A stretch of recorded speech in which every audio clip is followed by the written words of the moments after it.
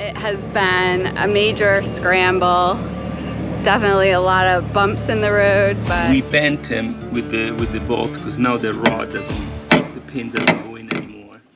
While sailing 12,000 miles, our new catamaran steering system was failing one part at a time, putting us in potentially dangerous situations. After discussion and research, Seawind agreed to refit the steering while we were in remote French Polynesia, hopefully freeing us to answer the call of adventure once more.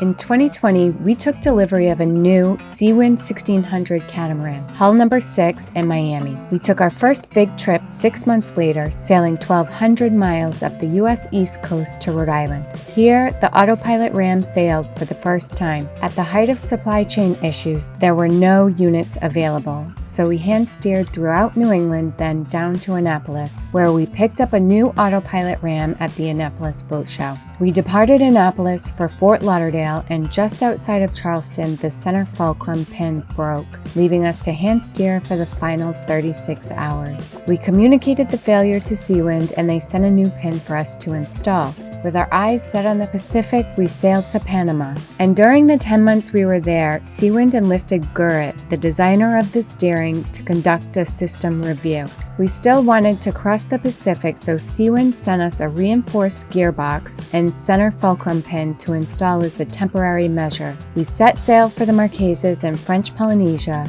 and about 1,000 miles into the trip, the autopilot ram failed. We installed our backup unit, but that stopped working as well. Fortunately, we had 3 amazing crew members on board who, without skipping a beat, agreed to 2-hour hand steering shifts for the remaining 3,000 miles of the trip. We arrived safely in the Marquesas, where our crew departed, and received news there were no rams available. We hand steered approximately 1,500 miles throughout French Polynesia to Tahiti, where an upgraded T3 autopilot ram from Seawind was waiting for us. By this time, Gurrit had completed the review, and Seawind had already begun refitting the boats that were in need. Our refit was scheduled for April, and this was November, but we needed to sail back to the Marquesas for cyclone season. So we gambled once again and sailed about 1,000 nautical miles upwind to the Marquesas. And it was on our way back to Tahiti via the Tuamotus that 3 of the 4 bolts holding the gudgeon bracket and our rudder sheared off. Thankfully, we had parts on board and friends in the anchorage who helped us reinstall the gudgeons, cassette, and rudder. With this repaired, we were able to sail to Tahiti for our much-needed steering refit, which is what you're here to see. before we get into the actual refit, we thought it would be helpful to have a chat with Mike from Seawind, who is now the International Sales and Marketing Manager, to give a brief overview of the steering system and really go into how Seawind looked at the situation from their perspective. Hi, Mike. Thank you so much for joining us today. Thanks for having me. Okay. So, yeah, I mean, it's obviously quite a big project we've had to go through with the steering on the 1600. We're up to boat 17 now. We changed our steering system some time ago. Actually, it was about boat 12 where we switched over to the new system. So just to talk it through, when you go from the back, we've got a carbon rudder blade which sits into a carbon rudder cassette. That's mounted onto a stainless gudgeon bracket, which is hanging off the back of the boat. And then you go into a series of different linkages and rotator arms. So the next item in the system, working our way through from rudder to wheel, is gearbox. So the 1600's got a steering wheel, and then it's got a rod that goes down, rotating, and that goes into a Lumar 7-to-1 gearbox. That then drives our crossbar as well as our push-pull rods down into the engine bay. There's a mix of off-the-shelf components that we put into our system and then internally produced components. Great, thanks for that overview. How did Seawind know when it was time to engage Gurrit to do a review of the system? When we were really going through and analysing the steering system, we were on about boats sort of 10 or 11 having been launched. And one of the great things and the part of why I love working in this industry is when you're dealing with the customers, you're trying to fault find and understand and analyse what's going on out there in the field, often remotely.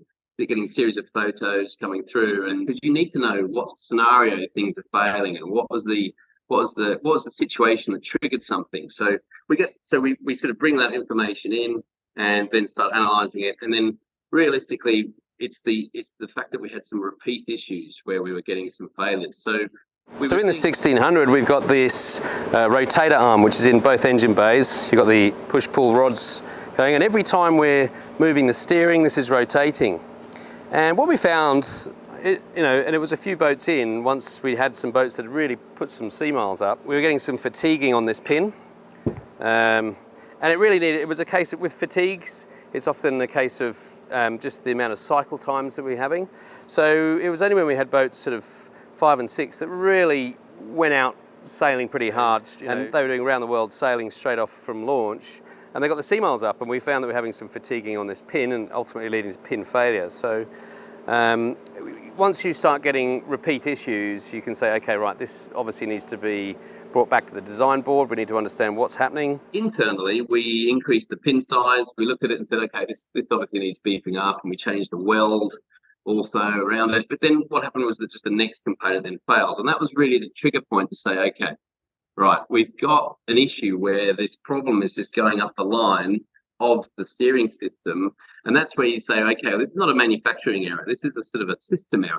So we did recognize, okay, right, we've got to go and review the whole system, because clearly the loads are different to what the initial spec was when the system was engineered. So and that's when we went to Gurit, who are some engineers that we've used for many years. We've used them for the 1160 engineering and 1260 engineering, 1170 engineering, and we gave them the task to review the whole system from rudder to wheel, and they went right the way through and analysed every component. So what did Gurit find after their analysis? So they went through the whole system, looked at all the components, and they really just focused on typical usage. And one thing that's important on steering systems to understand is that the speed gives you, or increased speed gives you, exponential higher loads on the system, right? So they sort of recognised that the system needed to be beefed up. It was just the failure points were too low. The safety margins were too low. We actually said to them, go all the way through, redesign the components. So the outcome of the engineering is a completely new setup. I mean, the geometry is still very much the same. You can see the pins are still matching. It's still doing the same function, but we've got a much larger diameter pin. It's, again, constructed the same way. You've still got a welded pin going through a plate. We've got a thicker plate with a wider base. We've also put in a different bearing system in here, but most importantly, you can see that we've got 2 arms on the rotator arm, just giving it far more strength, and it's got less ability to rock on the pin as well. So that fatigue we were getting was completely eliminated by a wider base, wider diameter, and you've got a central load coming through the 2 pins now. Then going to the back of the boat, this is actually the through deck. So imagine my hand here is the deck. That's the engine bay rotating the arm, and then this is the through deck tiller piece, and that then goes out to the rudder. So again, just if we look at the sizing on that, we then translate that through to the new system, and you can see again the diameter of this pin is much larger, and then we've got the 2 blades for this tiller, and then we've still got the below deck component not here. So you can really see that that same upsizing goes through to all components. Mm-hmm. And our message was simple: just we want something that's bulletproof. So once these go in, we're not coming back. We're not doing any more repairs. It's just it needs to be right straight off. So, and that's been the case. Yeah, it has been, and especially for us. We've done over 2,000 miles now. We went from Bora Bora to Fiji, which is 1,900 miles across some pretty heavy seas, and everything was great. Yeah, so the first boat we put in was 12. Pure Joy. They went to they had a local launch with our guys in Thailand at our service centre there. Sailed around Asia, shipped the boat to Europe, and then they went straight into the Ark and did a transatlantic without any issues. So that's been a great success. Yeah. We've also had Womble sailing and similar sort of distances and passages to you. They're in Fiji also. Then we've got another boat called Bumble, which is really interesting. They've just gone up from Seattle. They've gone right up to the Pacific Northwest and keep going right up. We've been talking to glacier waters and incredible. Yeah, I mean the boats are going far and wide, and they're getting used as they should be. they're blue water cruises, right? Thank you so much for joining us today, Mike. I'm sure everyone has found what you had to say very helpful, including us. So we really appreciate it. You're welcome. It's great to be able to explain it, and I hope people did enjoy that. And yeah, talk to you again soon. Yep, for sure. Okay, have a great one. Yeah, the day has finally come. We're getting our refit. Look at the beefiness of this stuff here. Come, look at this. This is like totally beefy. We have 2 brand new cassettes that will fit in there. The team is here from Seawind with some local help. It's really great. Very excited. Okay, day 1 is to remove all the old parts. We started removing the old tiller arm extensions from port and starboard, and next we are disconnecting the steering tie rod so we can remove the gearbox. Yeah, the steering tie rod comes down through the helm and it connects to the gearbox here. So then we'll take that off once it's disconnected at the wheel. We removed the steering wheel, took out the tie rod and the gearboxes. Next up was the tiller arm. First, the lower portion was removed, and then, after a lot of hammering and chiseling, the upper portion. Then the hole for the tiller arm was enlarged. Now that all the old steering system parts have been taken out, today we do the grinding and the removal of the fiberglass parts. The new steering boxes and the support for the steering box for the steering gear does not require a base of fiberglass like it was in the past, so that has to go today. We were so grateful to have local guys doing the fiberglass grinding and cutting. So today is day 2. At the end of day 2 we have completed, they have completed, I just watched most of it. They completed a lot of work. We removed everything, removed the pedestal, which were fiberglassed in. We dry fitted the central fulcrum on both sides. Tomorrow we'll prepare the surface for the new gearbox, which means we have to grind down all the flow coat and some of the resin that is on top of it, and then apply the circle stainless steel base, and then glass it in, and then put the gearbox on top. Many hours of grinding later, the surfaces are all prepped and clean. Today they're dry fitting the parts, make sure that the geometry works. First they're gonna put down these collars where the gearbox is gonna sit on top, and then once the whole geometry is correct, then they're gonna put like fiberglass on top of it, 6 layers of cloth to make it super strong, and then we'll bolt the gearboxes on top of it, and for the best. Fabio helped to dry fit the tiller arm.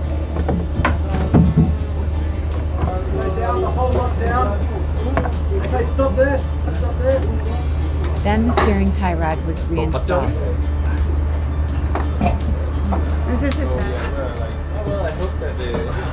Yoda, how do you feel about the refit?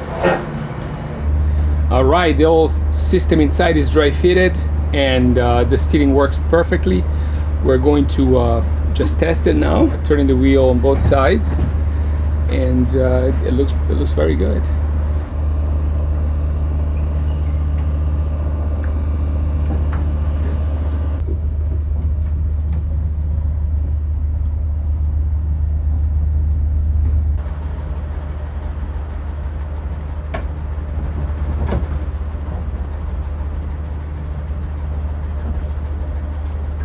So now the next step is to glue this collar down, and then they'll fiberglass over it.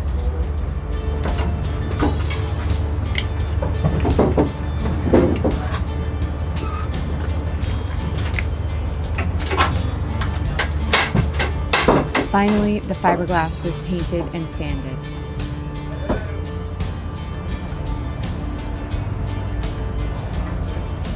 We're gonna go to Raiatea, hold the boat, and finish with the gudgeons, which is the outside part basically.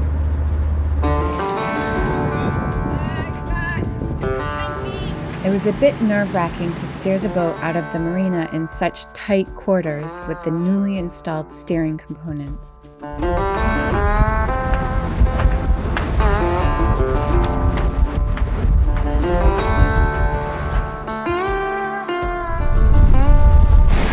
With the main up, 28 knots. wind. True yeah, wind. So Probably at least second reef. 30.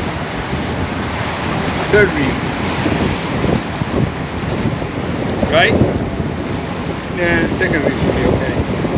But it's up, you know, 6, like, it'd be like, we're going to be going more that way, Yeah. so the wind will be more aft. But yeah. So whatever yeah, you think is best. second reef. Okay. Okay. Okay.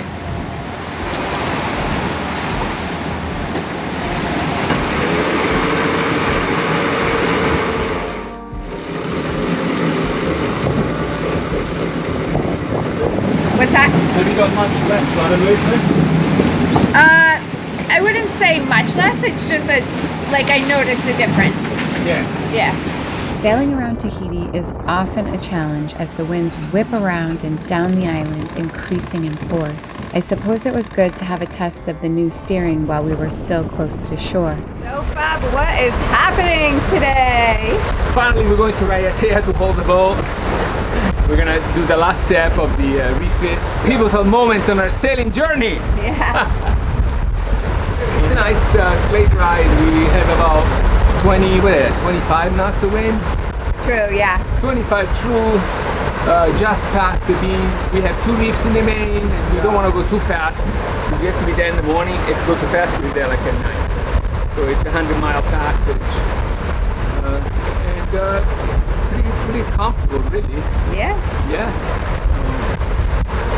No complaints so far. A huge thank you to our patrons. We are so grateful for your support. If you'd like additional content and real-time updates, consider joining the Harbors Unknown community on Patreon. It feels so good to be out of the marina and to have the new steering system working.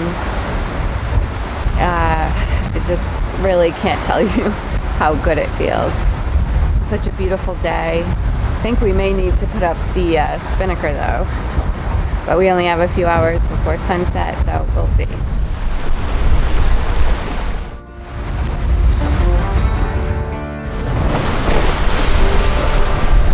This is so incredibly magical right now, sailing by Raiatea.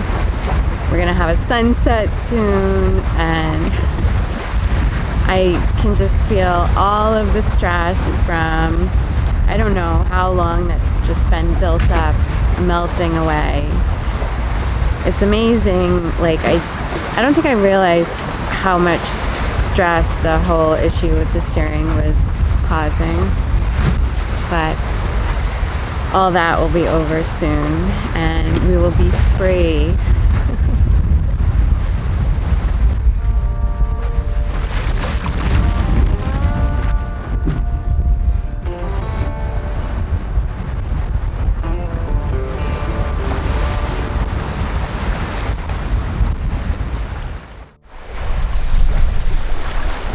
Good morning, guys. We had a good sail overnight. It did end up being pretty downwind and we didn't have the correct sail plan up. We had the main and the screecher, so we didn't go as fast as we could have, but we're arriving to Raiatea now and it's like 9 o'clock in the morning, so it's just fine. This is the first time we've been somewhere new in a while, and I've got that feeling of excitement again, and it's just so cool to arrive somewhere new on your own boat. It's really neat. The steering system looks good. The autopilot, it used to make a noise and now it no longer makes a noise. Nothing really seems under stress.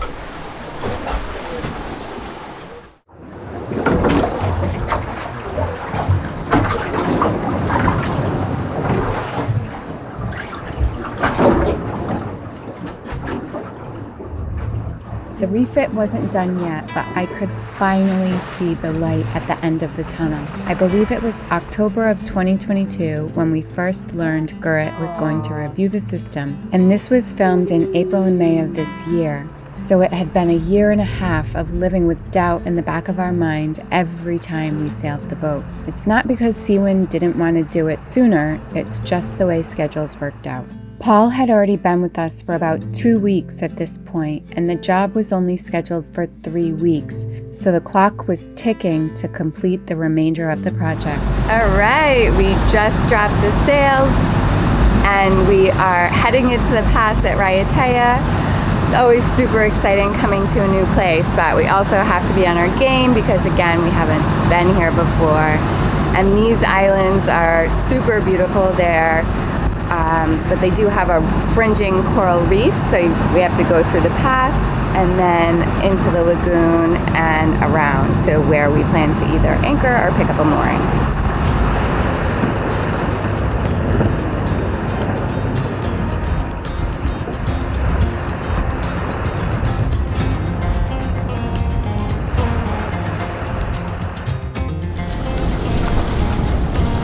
I don't know if you guys could tell, but there was quite a good swell coming in here.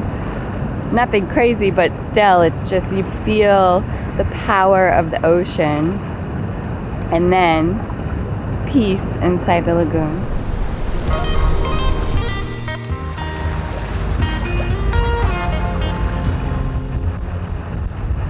This is great, guys. It's so beautiful.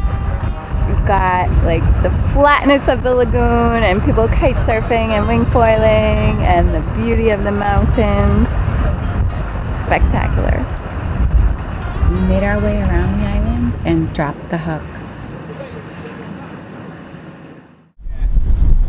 All right, today is Haulout day, so we're gonna go ahead and head over to Raiatea Carnage, the yard that's hauling us out. They said that we can go ahead and go over and get into the slip while they set up and move everything around.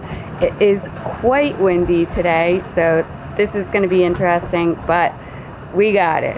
We've hauled Wanderlust twice before, once near Annapolis on a hydraulic trailer, though different than what will be used today, and once on a travel lift. It always makes me a bit nervous because we're showing up to a new place, lifting our home up in the air, and moving her around. The real tricky part here was that it was blowing 25 knots and the entry to the Haulout slip was narrow, shallow, and there was a sharp turn. Yeah, I'm coming out. I'm coming out. Let go. With the dagger boards and rudders up, Wanderlust draws only 2.5 feet. So we need to throw the stern line too. The gas came right at the right time. So.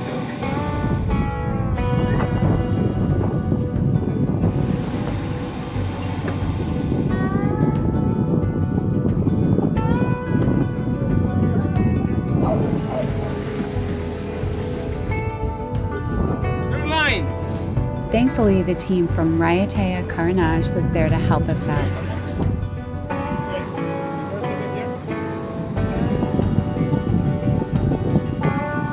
Wow, thank you. We both breathed a huge sigh of relief once we were in the slip.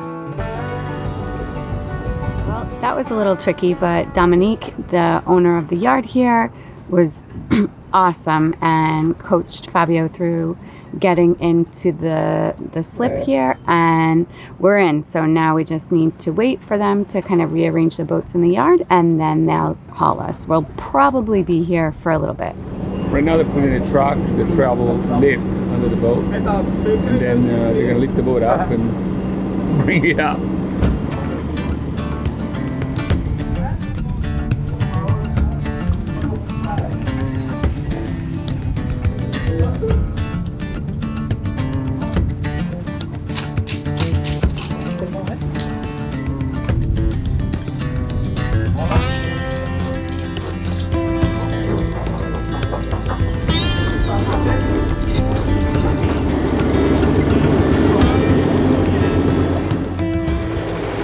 Slow progress. They are very meticulous about putting the pads right under the bulkheads. They're tapping away. I mean, they do a good job. It just takes a long time. Very fine movements. Very fine and delicate movements. Surgical movements.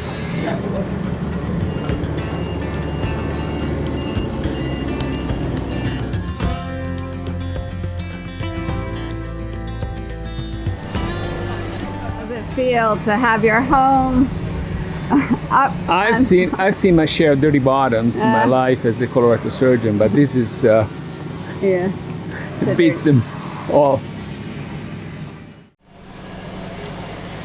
It's always a bit nerve-wracking hauling Wanderlust out of the water, but I'm really happy that we're doing this because we're getting so many things done for Wanderlust that she needs: a new bottom job, finishing the steering job, and servicing the sail drive. So it's just like completing projects that we've needed to do for a while, and it'll feel so good to have them done.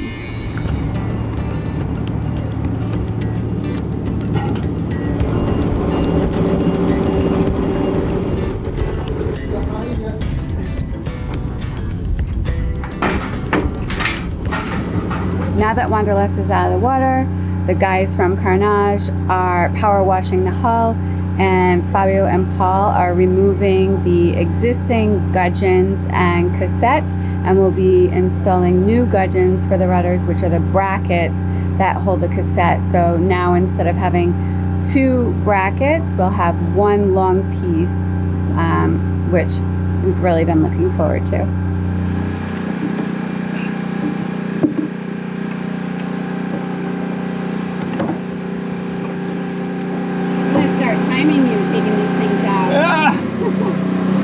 It's like changing a tire. I know. It's like Christmas story.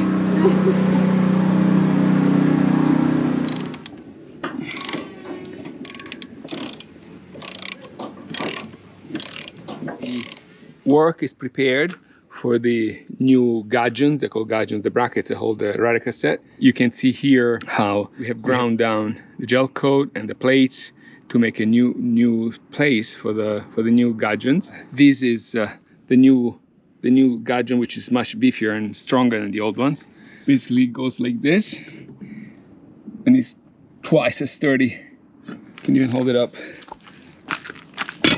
The guys began installing the bolts and nuts to dry fit the gudgeon, but the nut got stuck before they could completely Push tighten all the it. way in. That's all the way in. Let's put some grease on the on your side. Yeah. And then we'll undo it. Yeah. Hang on. Yeah. Just wait. Yeah. Oh, damn it. It's gotta be cross-threaded. It doesn't come out? Hang on, just wait. Which, if we can't undo it, we have to cut that off. That would suck. Unfortunately, the nut speeds no less to cut it.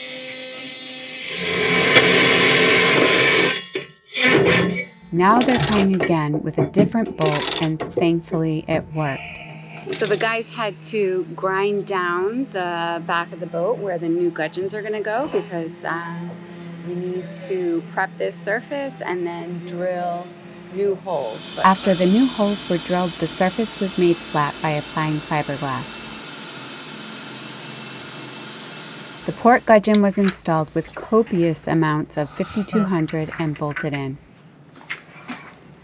Here we're testing to make sure the cassette fits and the pin goes in no problem. It's a little crooked. Should be adjust. That's it. You got it. Okay.